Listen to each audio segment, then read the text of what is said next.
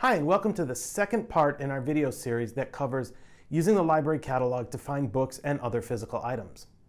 If you followed those steps that were outlined in the first video, you may have found something that you'd like to check out. If that thing happens to be a physical item, like a book, and it happens to be housed in one of our locations that are open to the public, the easiest way to get that item is to actually go up to the shelves and get it yourself.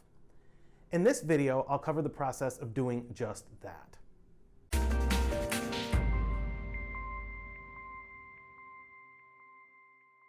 In any item record in the catalog, there are some key pieces of information that you'll use to locate things.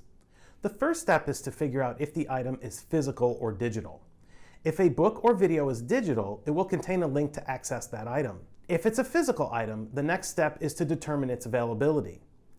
If it is listed as available, it should be on the shelf waiting for you to come and get it to check out. Now that we know that an item is available, we'll need to locate it. This item is in King Library, which means it is on the stacks that are on the second floor of Miami's main library. Although a large percentage of our collections is housed on the shelves on the second floor of King Library, there are other locations around campus where you're allowed to go and get the book yourself. One of these is the IMC, which is on the ground floor of King, and this has teaching materials and juvenile literature, and it also houses our government law collection. Around campus, there is the Wirtz Art and Architecture Library, as well as the Amos Music Library. There are also 2 libraries on our regional campuses. All other locations require you either to submit a request for items or to make an appointment. Now that we know that this book is available and we know its rough location, the next step is to find it on the shelf. And to do that, we'll use the call number. The Miami University Libraries and most other academic libraries in the United States use the Library of Congress classification system. This is a series of letters and numbers that point to a specific item. However, most of that call number actually refers to the item's subject. So that's why it really pays to look around an item when you find it, because you'll find other things that are related to it on the shelf. Let's take a quick look at this call number. For this item, everything in this call number except for the G34 points to the subject, tennis, psychological aspects.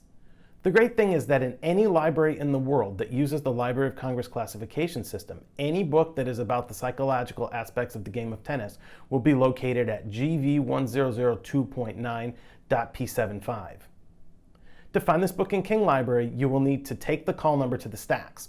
You can write it down or take a picture with your phone. The final step is to find the book on the shelf. Armed with our call number, we go to the second floor of King and find the GVs using the signs on the end of the shelf. Then we find the appropriate number range.